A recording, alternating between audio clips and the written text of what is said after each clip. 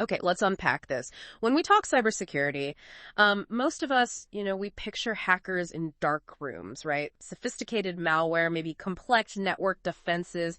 We pour resources into all this high-tech stuff, firewalls, threat detection systems. But what if I told you the biggest vulnerability, the one actually responsible for the majority of digital incidents, is, well, us? The people in the office, the colleagues next to you, maybe even yourself. So today we're diving deep into this really critical topic of insider threats and why empowering employees through cybersecurity awareness training is becoming absolutely mission critical, especially as we look towards 2025 and beyond. Our sources for this deep dive, they're a fantastic mix. We've got comprehensive guides from CISA, that's the Cybersecurity and Infrastructure Security Agency, cutting-edge research from companies like KeepNet and HawksHunt, and even some really candid sort of real-world insights shared by safety pros over on Reddit. Our mission today is pretty simple, really, to equip you with the knowledge to transform your own team, turn them from a potential weak link into probably your strongest security asset. And before we jump into that first revelation, just a quick thank you to our amazing sponsors for supporting this deep dive, www.ratemysock.com. They're all about giving you a really crystal clear picture of your security operations. And www.microsec.tools, they provide innovative, often kind of bite-sized solutions for modern security challenges. We'll definitely show you how their work connects directly to what we're discussing today. Yeah, and what's truly fascinating here, I think, is that an insider, well, it isn't just some shadowy figure with malicious intent, It's literally anyone with authorized access to an organization's resources.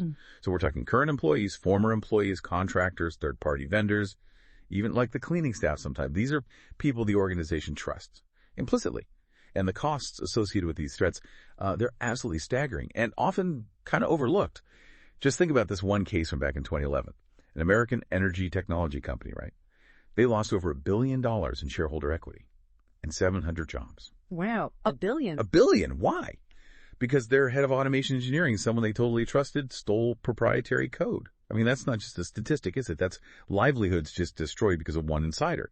And beyond that, really dramatic example. The average cost of an insider-related data breach was already $11.5 million back in 2019.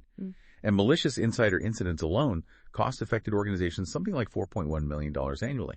But it's not just about the money, right? We're talking severe reputation damage, productivity loss that can hit like up to 50%, and even massive employee turnover, 20 to 40% after serious workplace violence incidents that are linked to insiders. It's this whole systemic ripple effect. Wow, $1 billion and 700 jobs lost.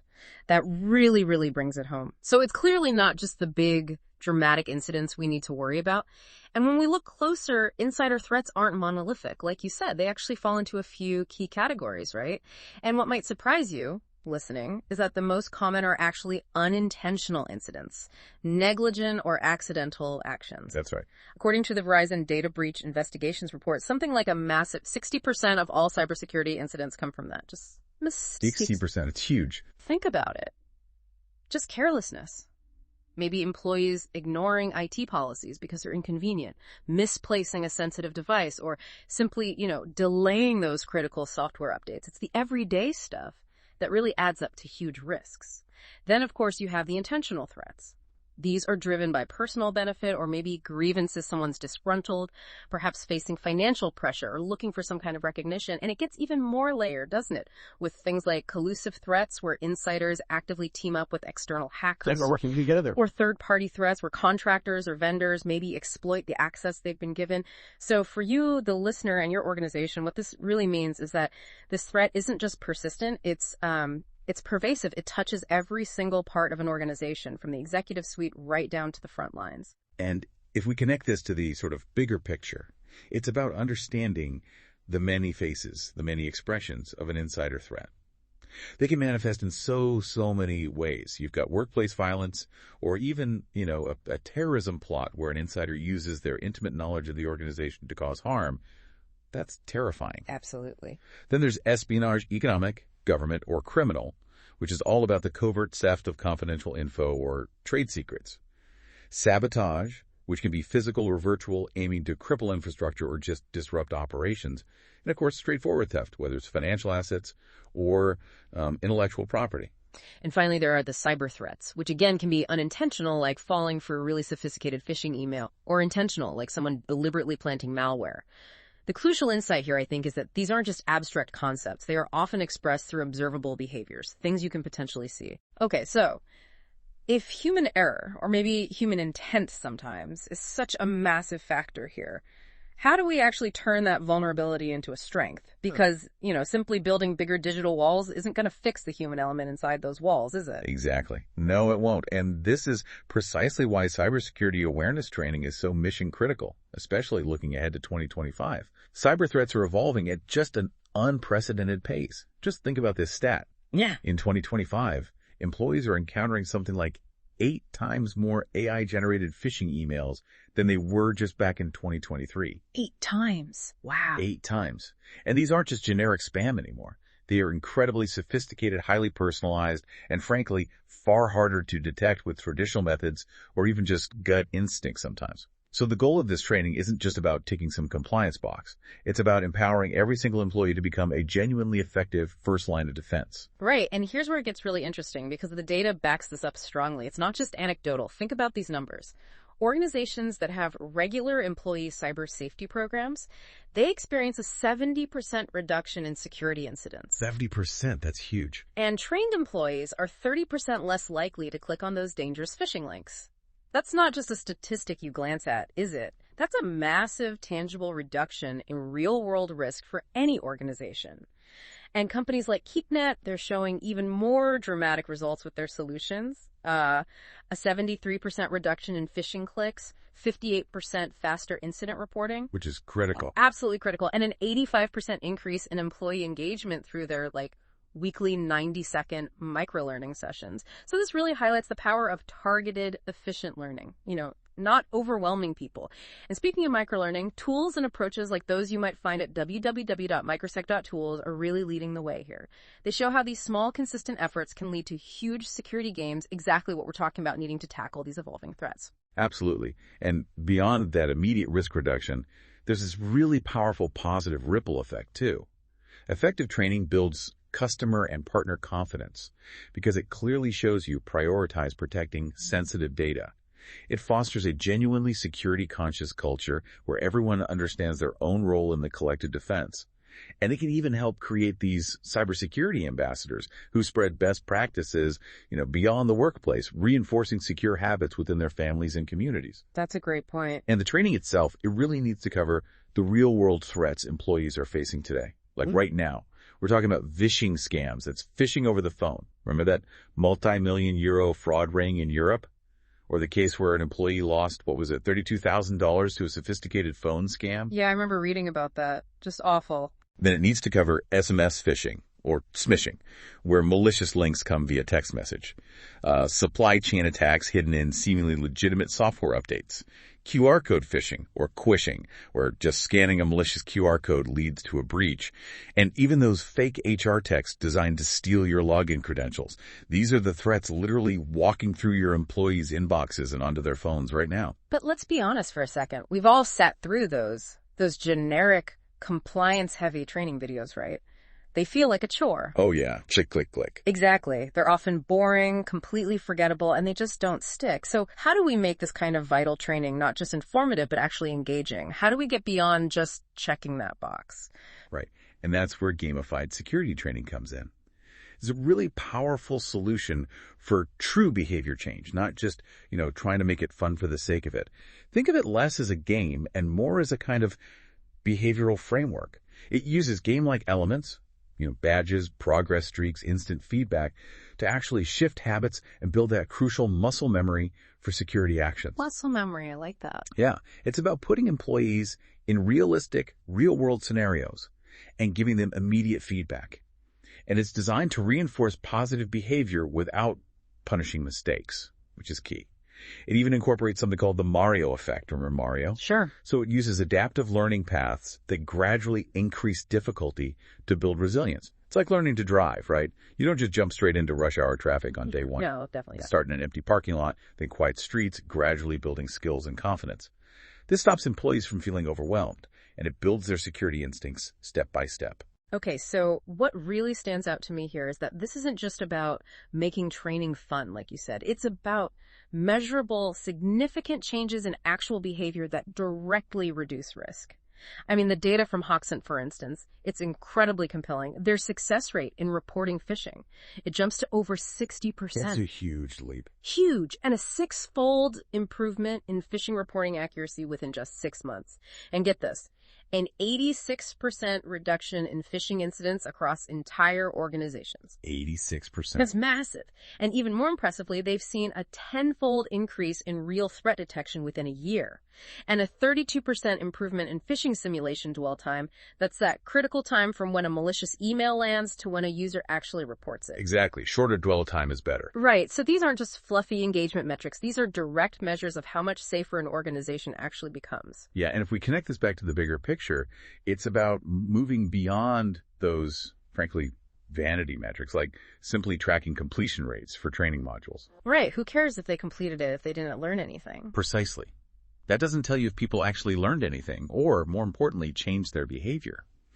The key metrics you need to measure success are those real behavioral changes. The phishing reporting rate for both simulated and real incidents, that phishing simulation dwell time, the real threat detection rate, and the real threat dwell time. These metrics show how quickly and how effectively your employees are spotting and reporting actual threats out in the wild. And this gamified approach, it seems like it really helps build a deeper security culture within an organization too. It starts with leadership modeling, right? Where executives and managers actually lead by example in reporting phishing themselves. Crucial. It fosters positive peer norms, where people feel comfortable openly sharing real threats they've spotted and maybe celebrating security wins together. And crucially, it creates psychological safety, making it feel safe to ask what might seem like a dumb question, or to report a mistake without fear of blame or ridicule. Yes, that fear factor can be paralyzing. And ultimately, it simplifies the system, making it easy, almost automatic for employees to do the secure thing. Okay, so with all this data and this focus on prevention through training and culture, how do organizations actually move from just understanding the problem to, building a truly resilient defense against these insider threats? This brings up an important question. How do organizations really build a comprehensive program that's actually about helping people, supporting them, not just playing gotcha when something goes wrong? Yeah, that's key. Well, the CISO framework provides a really clear, proactive approach. It's based on detect and identify, assess, and manage. And it acknowledges that the progression of an insider threat towards a malicious incident often follows a somewhat logical, often observable pathway. It might start with a grievance and some ideation. Thinking about it. Right. Then moving through preparation, maybe some exploration, experimentation, then eventually execution, and finally escape. The point is, these are often behaviors that can be observed and potentially interrupted before a major incident occurs. And observing those behaviors, well, it involves a mix of human and technological sensors, doesn't it? Absolutely. Human sensors are just invaluable. Peers, coworkers, even family and friends sometimes. They can observe concerning behaviors and provide really crucial context, like unusual stressors or predispositions someone might have. It's pretty well established that attackers often sort of leak their plans to third parties. Studies show, 85% of attackers made concerning comments beforehand? 85%. And 31% actually had others who had some information about their plans. It's amazing how often the signs are there. Right. This isn't just about catching someone red-handed. It's this crucial insight that attackers often signal their intentions, maybe subconsciously sometimes, allowing organizations a chance to intervene before something bad happens. It really highlights the power of human observation and fostering a culture where people feel safe to actually speak up about concerning behavior they notice. Definitely. And then on the technology side, you have tools like user activity monitoring, UAM, which can help track anomalous employee computer activity, or security information and event management, SIEM systems, which aggregate security alerts from all across your network. Kind of like a central dashboard for alerts. Exactly. Other tools like user behavior analytics, UBA, data loss prevention, DLP, access control systems, logging entries and exits, and even just standard video surveillance can all track movements and activities, building a picture. And to truly know how effective all these programs and tools are, and to get that reliable single source of truth for all incidents, not just, say, the ones tied to workers' comp claims, which some companies focus on, you really need a clear, objective picture of your entire security operation. That's precisely where something like www.ratemysaku.com can really help, providing those vital insights into your overall security posture, making sure you're tracking every crucial detail effectively. Right. And once concerning behaviors are detected, the assessment process is absolutely critical. And this is important. There is no useful profile for an insider threat. No single type. No single type. Assessment must always focus on observable behaviors and the surrounding context, not on demographics or assumptions. It's really about differentiating between someone making a threat, which might be a singular expression or statement, maybe made in anger, from someone actually posing a threat, which requires a much deeper analysis of their behaviors, their stressors, their potential intent. That makes sense. And this isn't a job for just one person either. It really requires a multidisciplinary threat management team. You need HR, IT, legal, security professionals, and ideally, even behavioral scientists involved. It's about building that holistic picture from different perspectives. And finally, managing these threats. No, it isn't always about punishment or immediate termination. It's often about tailored interventions. It's so crucial to understand that addressing employee grievances directly can often change a person's trajectory away from actually committing a malicious act. Really? Addressing the grievance itself? Yes. Research shows 85% of computer sabotage insiders had grievances, and a remarkable 92% of those grievances were work-related. Wow, 92%. So actually resolving workplace issues fairly and effectively can be an incredibly powerful prevention tool in itself. Management actions can range really widely. Maybe it's non-action or a sort of watch and wait approach. It could be administrative actions, referrals for professional evaluation or counseling, or of course, when criminal violations or imminent threats exist, involving law enforcement is necessary. It's also vital to plan for safe termination procedures when an employee does leave under difficult circumstances, and implement continuous monitoring post-removal, because unfortunately grievances and potential risks can persist even after someone is no longer with the organization. Yeah, that makes sense. So ultimately, this whole deep dive really shows us that while technology is absolutely critical, no question, the human element remains the most dynamic part of any security strategy. And often the most vulnerable, yes, but also potentially the most powerful. Empowering your people through smart, engaging awareness training. It isn't just some compliance checkbox you tick off once a year. It's a strategic investment in the fundamental resilience and strength of your entire organization. And maybe this raises one last important question for people to think about. In a world where AI is making cyber threats ever more sophisticated, constantly evolving, how do we ensure our human defenses evolve at that same pace? Not just reacting to attacks after they happen, but truly anticipating and maybe even preventing them before they ever materialize. Ooh, that's a powerful thought to chew on, isn't it? It really shifts the whole paradigm from just defense to proactive empowerment. And remember, cultivating a security-savvy workforce isn't just about avoiding disaster. It's really about building a stronger, more confident, and inherently more resilient organization from the inside out. Our thanks again to www.ratemysot.com and www.microsec.tools for supporting this deep dive. You can find more information about how their solutions can help bolster your organization's security posture by visiting their websites.